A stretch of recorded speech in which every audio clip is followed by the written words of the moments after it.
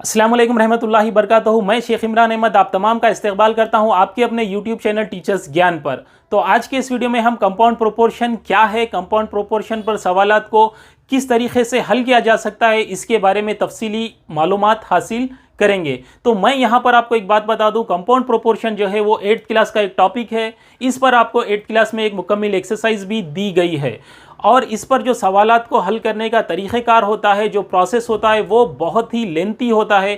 अगर हम इस तरीक़ेकार को एग्ज़ाम में टेट या टीआरटी में अगर इसको फॉलो करेंगे तो हमारा बहुत सारा वक्त जाएगा। साथ ही साथ इस किस्म के सवालात को हम वक्त तलब है ये सोचकर हम इसको स्किप भी नहीं कर सकते हैं, लेकिन यहाँ पर आपके साथ टीचर्स ज्ञान है जो आपको एक शॉर्ट मेथड से या किसी ना किसी ट्रिक से आपको सवालात के आसानी से हल करने के तरीक़े को बतलाने के लिए हमेशा तैयार होता है।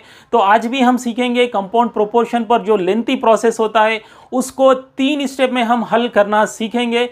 तो क्या है कंपाउंड प्रोपोर्शन और क्या है वो 3 स्टेप, चलिए देखते हैं।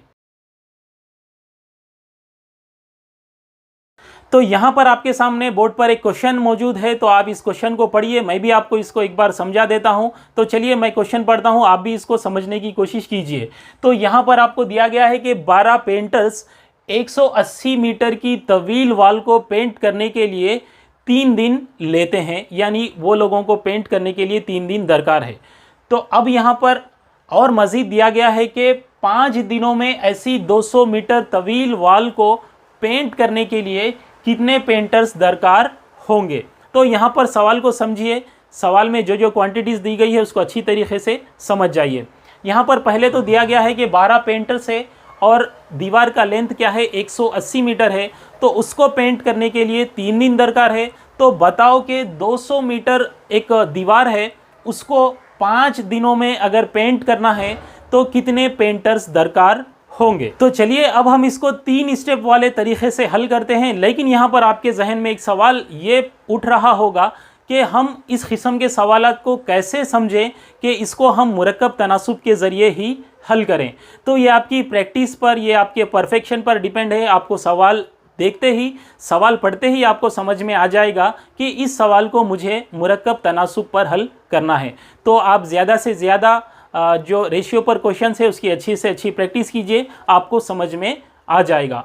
तो चलिए सबसे पहले हम इस सवाल को हल करने के लिए सबसे पहला स्टेप क्या है देखते हैं। तो उसका पहला स्टेप है, सवाल में जो क्वांटिटीज़ दी गई है उसको हम लिख लेना चाहिए। तो मैं यहाँ पर सवाल में जो क्वांटिटीज़ दी गई है उसको यहाँ पर लिख लेता हूँ। तो क्या दी गई है सवाल में क्वांटिटीज़, कि यहाँ पर एक पेंटर्स की तादाद दी गई है और दीवार का लेंथ दिया गया है और दिनों की तादाद दी गई है। तो उसको मैं यहाँ पर लिख लेता हूँ, ये हमारा पहला स्टेप है।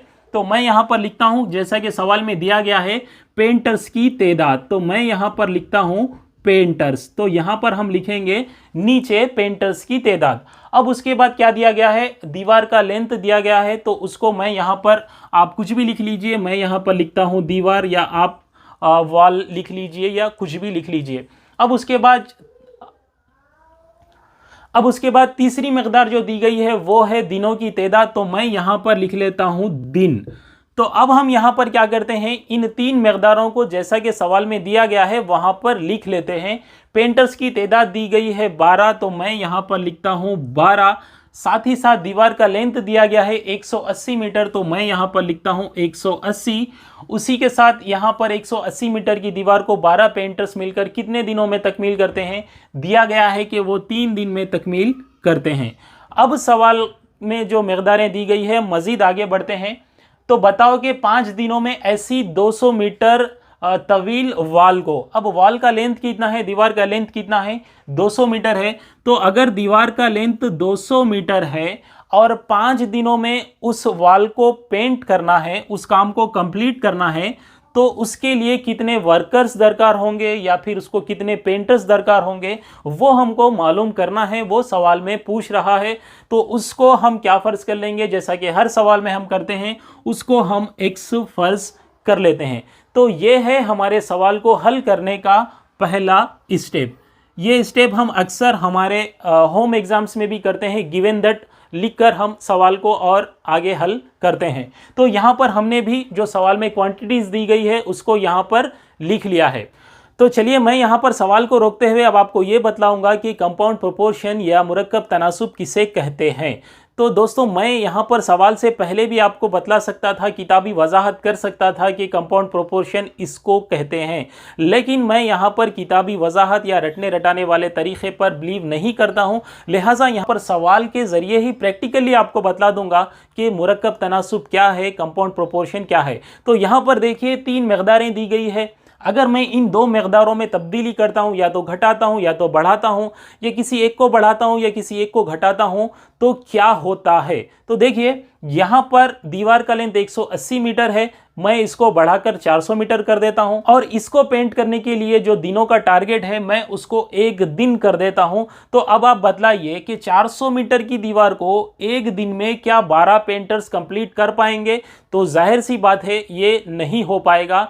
तो इन 2 मकदारों में तब्दीली से ये मकदार भी बदल जाएगी, या तो वो घट जाएगी या बढ़ जाएगी। तो इसका दारो मदार इन 2 मकदारों की तब्दीली पर मुनहसिर है।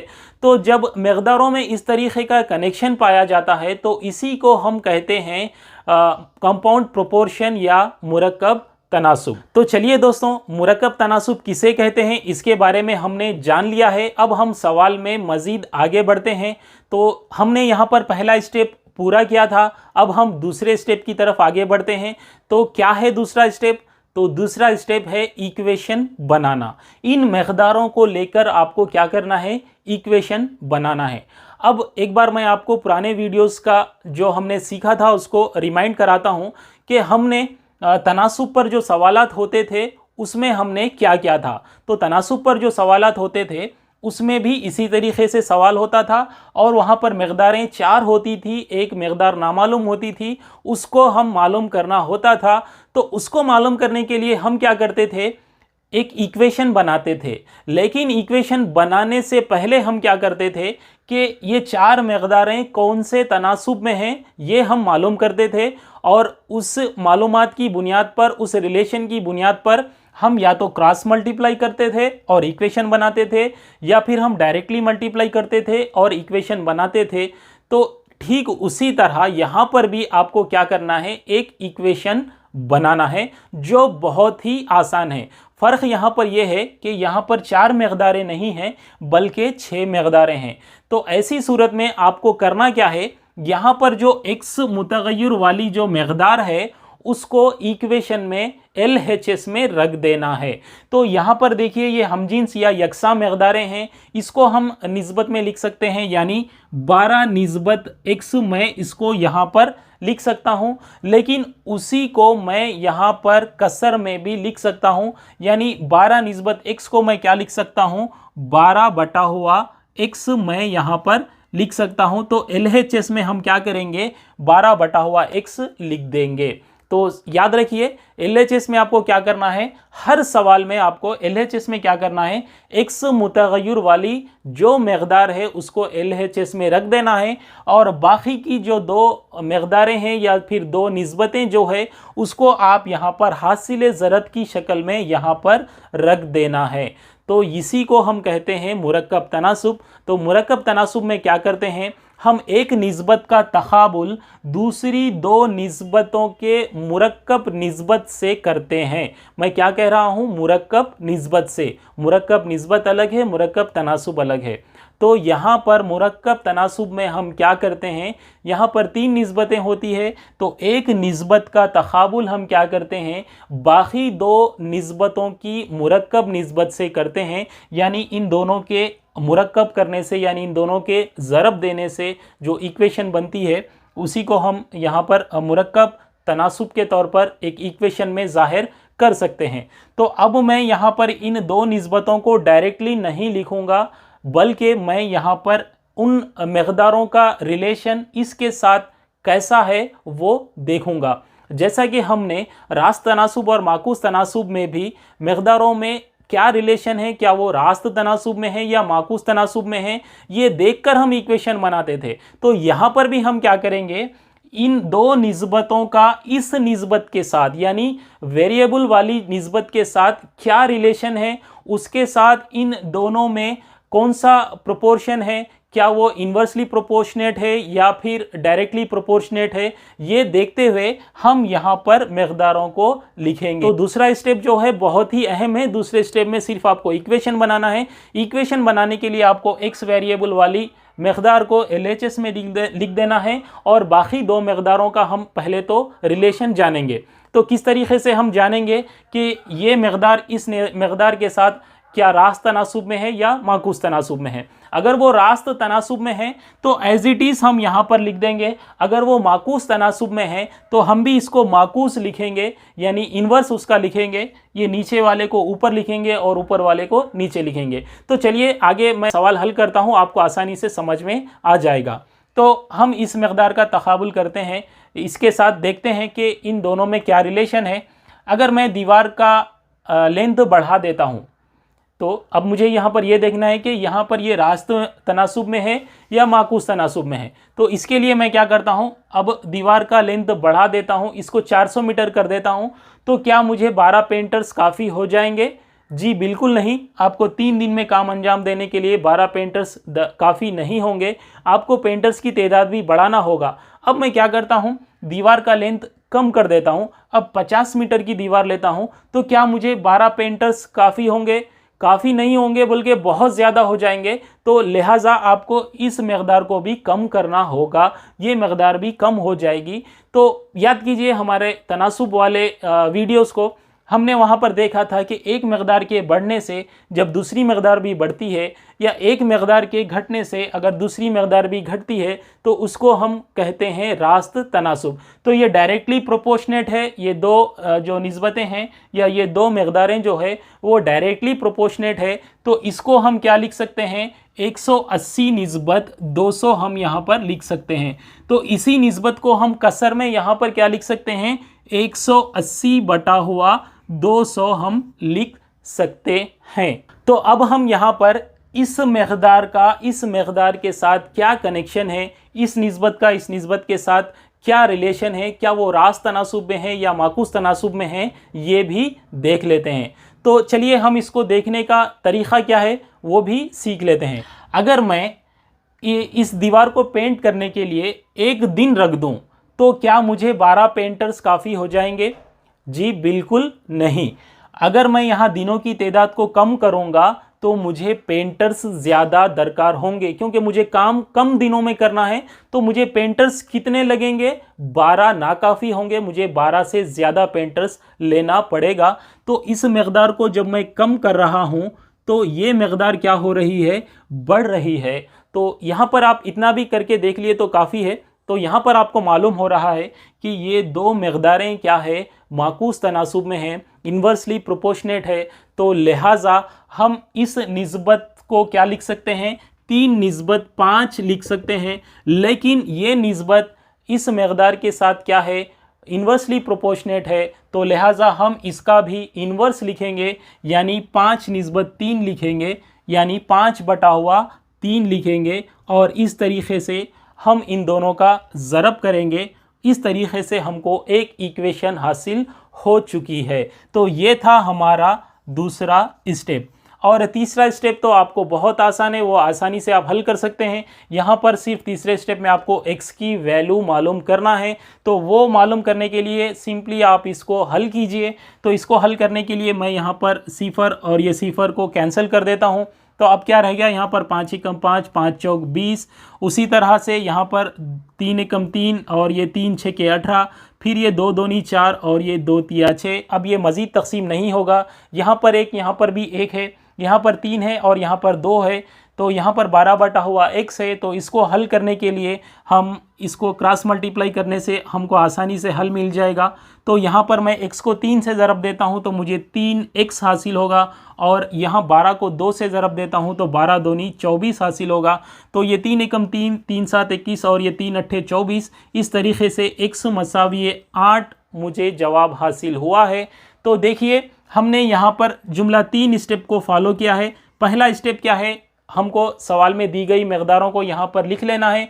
दूसरा स्टेप क्या है, आपको इक्वेशन बनाना है। तीसरा स्टेप क्या है, आपको सिर्फ जो इक्वेशन आपने बनाई है उसको हल कर लेना है। इस तरीके से हमारा आंसर आपको हासिल हुआ है 8। तो यहाँ पर हम कह सकते हैं कि 200 मीटर की दीवार को 5 दिनों में कंप्लीट करने के लिए कितने पेंटर्स लगेंगे? 8 पेंटर्स लगेंगे या उसके लिए दरकार होंगे। तो दोस्तों उम्मीद करता हूं कि यहाँ पर आपको सवाल को हल करने का मैंने जो तरीक़ा बतलाया है वो आपको समझ में आया होगा। तो यहाँ पर मैं आपको थोड़ा ज़्यादा समझाते हुए आपको बतलाया है। तो चलिए मैं दूसरा सवाल सिर्फ आपको बतलाते हुए हल कर देता हूँ, इतना ज़्यादा वजाहत नहीं करूँगा, तब आपको समझ में आ जाएगा कि हम इसको कितना आसानी से हल कर सकते हैं। तो याद रखिए 3 स्टेप है आपके पास। पहले स्टेप में आपको गिवन दैट जो लिख दिया गया है, जो मकदारें दी गई है उसको लिख देना है। दूसरे स्टेप में आपको इक्वेशन बनाना है। तीसरे स्टेप में आपको हल कर देना है और x की कदर मालूम कर लेना है। तो इन 3 स्टेप के साथ हम आसानी से इस किस्म के सवालात को हल कर सकते हैं। तो चलिए अब बढ़ते हैं अपने दूसरे सवाल की तरफ। मैं यहाँ पर बोर्ड पर आपको सवाल बता देता हूँ। मैं यहाँ से स्क्रीन से हट जाता हूँ, आप सवाल को देखिए और समझिए। 24 वर्कर्स रोजाना 6 घंटे काम करते हुए एक काम को 14 दिनों में तकमील कर सकते हैं। अगर हर वर्कर रोजाना 7 घंटे काम करता हो तो बताओ कि 8 दिनों में इस काम की तकमील के लिए कितने वर्कर्स दरकार होंगे। तो चलिए अब हम यहाँ पर सवाल को एक बार समझ भी लेते हैं। तो मैं यहाँ पर सवाल के बारे में थोड़ा सा डिस्कस करता हूँ कि देखिए 24 वर्कर्स दिए गए हैं और 6 घंटे वो काम करते हैं। तो वो काम कितने दिनों में अंजाम पाता है? 14 दिनों में अंजाम पाता है। तो उसी काम को अगर 6 के बजाय रोजाना हर वर्कर 7 घंटे अगर काम करता है, तो अगर उस काम को 14 दिनों के बजाय 8 दिनों में ही मुकम्मल करना है, तब आपको कितने वर्कर्स दरकार होंगे ये आपको मालूम करना है।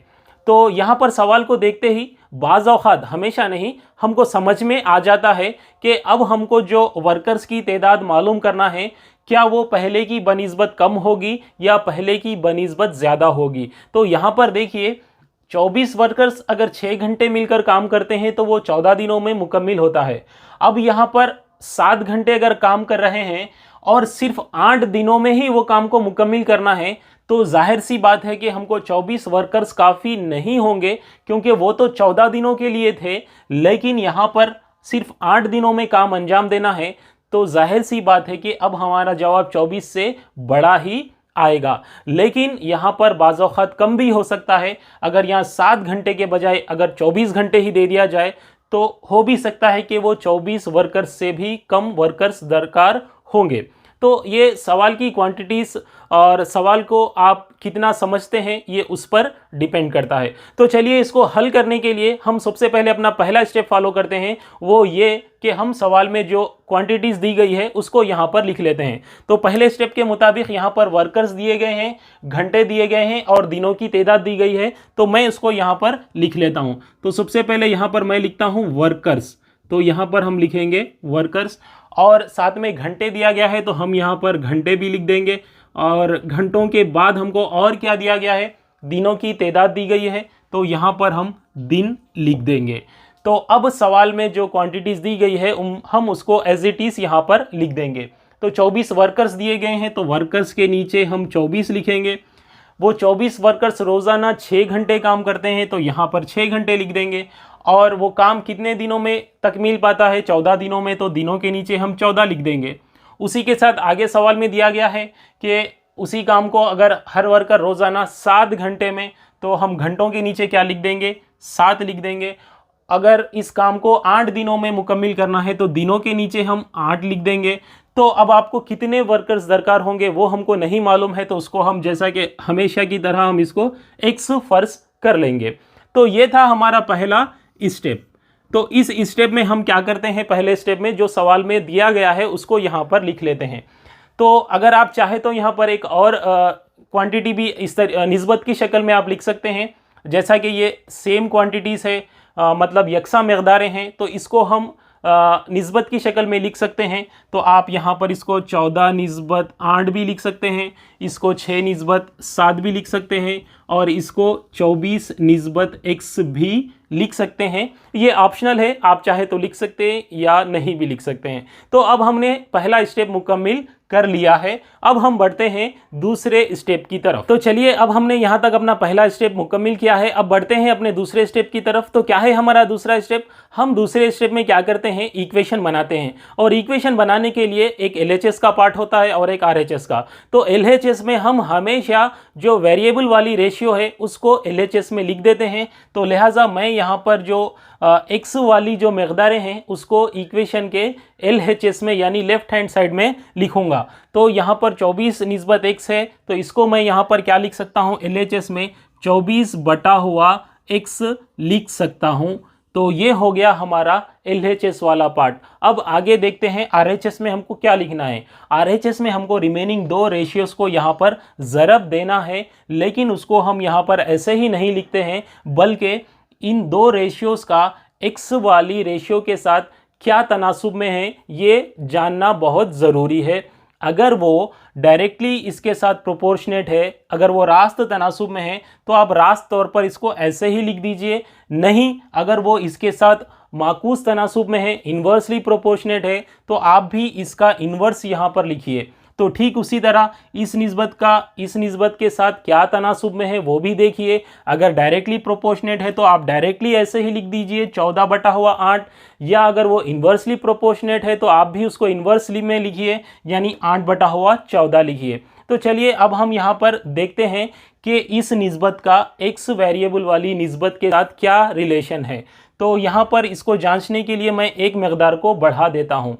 अगर 6 घंटे के बजाय 12 घंटे अगर काम करेंगे तो जो काम 6 घंटों में 24 वर्कर्स कर सकते थे, तो क्या उसी काम को 12 घंटे काम करते हुए 24 वर्कर्स करेंगे? नहीं, अब आपने काम के जो घंटे हैं उसको बढ़ा दिया है, तब आपको वर्कर्स कम लगेंगे। तो लिहाजा यहाँ पर एक मकदार के बढ़ने से दूसरी मकदार घट रही है। तो ये बात मालूम हो रही है कि ये दोनों माकूस तनासुब में हैं, इन्वर्सली प्रोपोर्शनेट है। तो मुझे यहाँ पर 6/7 नहीं लिखना है, बल्कि 7/6 लिखना है। तो मैं यहाँ पर क्या लिखूँगा, 7/6 लिखूँगा, क्योंकि ये दोनों इन्वर्सली प्रोपोर्शनेट है। इस बात का ख़ास ख्याल रखिए। अगर ये जांचने में आप गलती करते हैं तो यहाँ पर भी इक्वेशन गलत हो जाएगी और आपको आंसर भी गलत आएगा। अब हम इस निस्बत के साथ क्या रिलेशन है या किस तनासुब में है ये भी जांच लेते हैं। तो इसके लिए हम क्या करेंगे, इस मकदार को बढ़ा देंगे और ये देखेंगे कि ये मकदार भी बढ़ती है या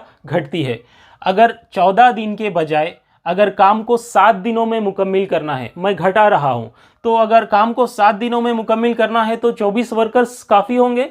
जी बिल्कुल नहीं, आपको 24 वर्कर्स काफ़ी नहीं होंगे, बल्कि वर्कर्स की तादाद को आपको बढ़ाना पड़ेगा, क्योंकि आपको तो काम 14 के बजाय 7 दिनों में ही मुकम्मिल करना है। जो काम 14 दिन में 24 वर्कर्स कर सकते थे, उस काम को अगर 7 दिन में ही करना है तो आपको वर्कर्स 24 नाकाफ़ी होंगे, आपको वर्कर्स बढ़ाना पड़ेगा। तो इसको घटाने से ये बढ़ रही है, तो जाहिर सी बात है कि ये दोनों कौन से तनासुब में हैं, ये दोनों माकूस तनासुब में हैं, इन्वर्सली प्रोपोर्शनेट है। तो मैं इसको 14/8 नहीं लिख सकता हूँ, मैं इसको 8/14 लिखना पड़ेगा, जैसा कि ये दोनों इन्वर्सली प्रोपोर्शनेट है। तो यहाँ पर एक बात आपको समझ में आ चुकी है कि इक्वेशन बनाने के लिए यहाँ पर आपको एज इट इज़ लिखना नहीं है, बल्कि इन लोगों के रिलेशन को देखते हुए, इन निस्बतों के रिलेशन को देखते हुए आपको इक्वेशन बनानी है। तो अब हमने यहाँ पर इक्वेशन बना ली है। अब हमारा दूसरा स्टेप मुकम्मिल हो चुका है। अब हम बढ़ते हैं तीसरे स्टेप की तरफ। तीसरा स्टेप क्या है, आपको इस इक्वेशन को सॉल्व करना है और x की कदर मालूम करना है, वो इसी स्टेप में मुकम्मिल हो जाएगी। तो देखिए यहाँ पर मैं इसको तकसीम करता हूँ, 7 एकम 7 और ये 7 दूनी 14, फिर इसी के साथ यहाँ पर क्या हो गया, ये 2 एकम 2 और ये 2 चौक 8, फिर दोबारा यहाँ पर 2 दूनी 4 और ये 2 तिया 6। अब यहाँ पर इस जानिब तकसीम मुकम्मिल हो चुकी है। तो यहाँ पर हम इसको क्रॉस मल्टीप्लाई कर सकते हैं, x को 2 से ज़रब दे सकते हैं और 24 को 3 से ज़रब दे सकते हैं। तो यहाँ पर लिखता हूँ, यहाँ पर जगह ना काफ़ी है, तो मैं इसको यहाँ पर x को 2 से ज़रब देने पर क्या हासिल होगा, 2x हासिल होगा। उसी के साथ यहाँ पर 24 को 3 से ज़रब देने पर, या मैं इसको 24 ज़रब 3 ही लिख लेता हूँ।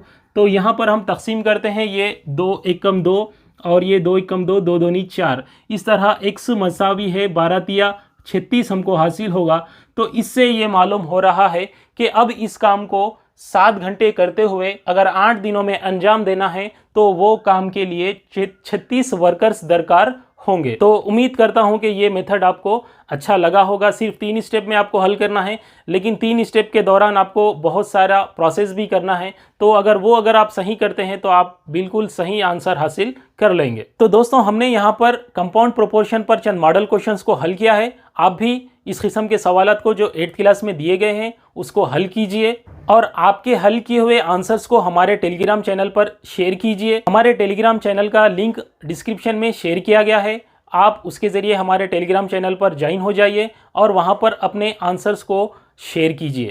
تو دوستوں، یہاں پر ہماری ارتھمیٹک سیریز کا سب ٹاپک ریشیو کمپلیٹ ہو چکا ہے۔ انشاءاللہ اگلے ویڈیوز میں ہم کسی اور نئے ٹاپک کے ساتھ حاضر ہوں گے۔ تب تک کے لیے خدا حافظ۔